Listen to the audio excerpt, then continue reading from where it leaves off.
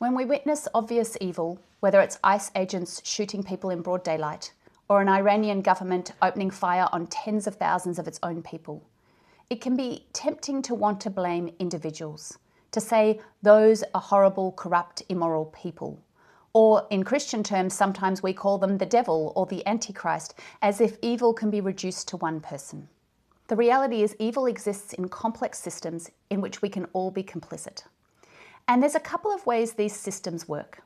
I'm drawing here on an ancient text from the end of the 1st century, where a man called John wrote a piece of political resistance literature that harshly critiques the Roman Empire and its injustices. That text is known as the Book of Revelation or the Apocalypse, and it's the last book of the Bible. There's a couple of ways these kinds of evil regimes work. The first they do is to create a narrative of complete power, almost godlike power, designed to make the rest of us feel powerless and like there is no point resisting.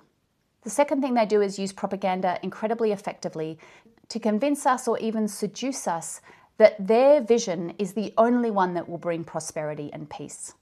What John in Revelation unveils is that what seems like an incredibly seductive empire, admired by many, is in fact monstrous and corrupt all the way down. Thinking about evil as manifest within systems does not mean we don't hold individuals accountable. But it does mean we also recognise that all of us can very easily be complicit. And that just as evil is manifest in systems and in communities, so also is good.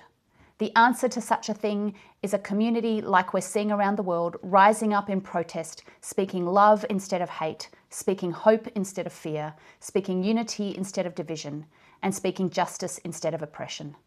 I have huge respect for all of you doing this around the world right now. I'm Robin Whittaker, a biblical scholar and public theologian, and I've put some links below for those of you who might like to read more about Revelation and evil.